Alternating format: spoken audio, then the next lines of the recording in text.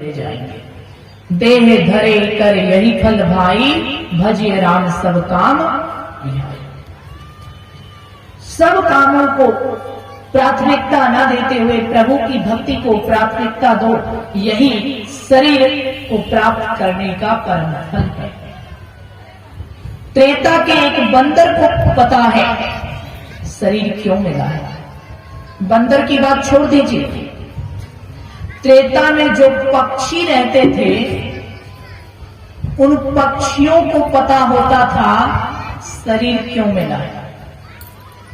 कई पक्षी भी एक जगह बैठते थे तो फिजूल की बातें नहीं करते थे, भगवान की कथा करते थे। अब मैं पक्षी का उदाहरण देता हूं। त्रेता के पक्षियों में भी इतना ज्ञान था कि शरीर की प्राप्ति क्यों हुई है। कई पक्षी भी एक जगह बैठते थे तो परमात्मा की चर्चा करते थे, भगवान की कथा करते थे, अच्छी अच्छी बातें करते थे, अपनी सोच को शुद्ध और शुभ बनाकर रखते थे। श्री रामचरितमानस में इसका भी उदाहरण है। त्रेता में एक कौवा था। वह कौवा पक्षियों की सभा लगाता था। कौवा ऐसा था जो पक्षियों की सभा लगाता था और उस कौवे के पक्षियों की सभा में सारे पक्षी उपस्थित होते थे।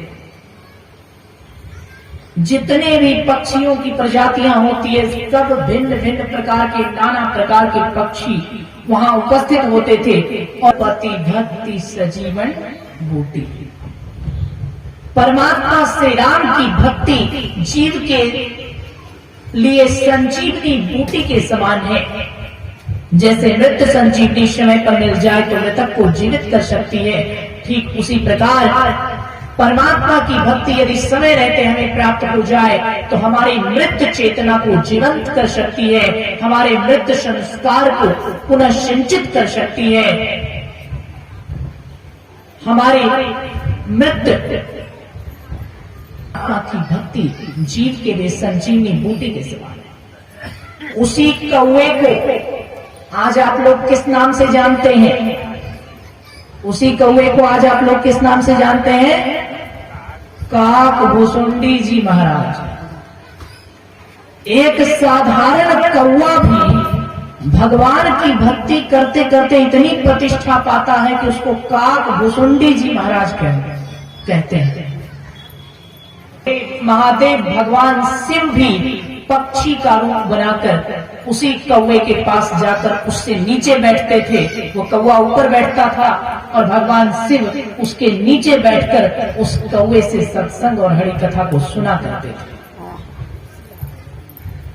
ये है परमात्मा की भक्ति की शक्ति। भक्ति ने, राम की जिस कथा ने, राम के जिस चिंतन ने, राम के प्रति जिस प्रेम ने एक कौवे को काक भुसुंडी जी महाराज बनाकर देवादिदेव महादेव से भी ऊंचे स्थान पर बिठा दिया। उस परमात्मा की भक्ति का आश्रय छोड़कर हम लोग इधर उधर की चीजों में लगे रहते हैं। धिक्कार है हमारे ऐसे व्यर्थ जीवन पर। तो कोई उम्मीद ही छोड़ दीजिए। आज तो इंसान ही ऐसा हो गया है कि कई इंसान, जानवर की बात छोड़ दीजिए, जो सबसे श्रेष्ठ योनि है मानव योनि, पहले 10 जानवर एक जगह बैठते थे तो वो भी भगवान का नाम लेते थे। इंसान तो इतने महान होते थे कि उनकी तो बात ही छोड़ दीजिए।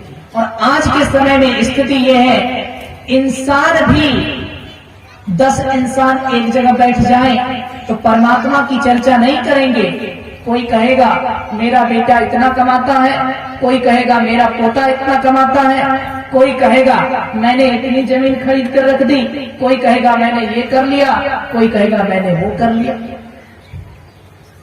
10 लोग आज एक जगह बैठ जाए तो यही सब बातें करेंगे ना, बीती बातों को, पुरानी बातों को, ये किया वो किया।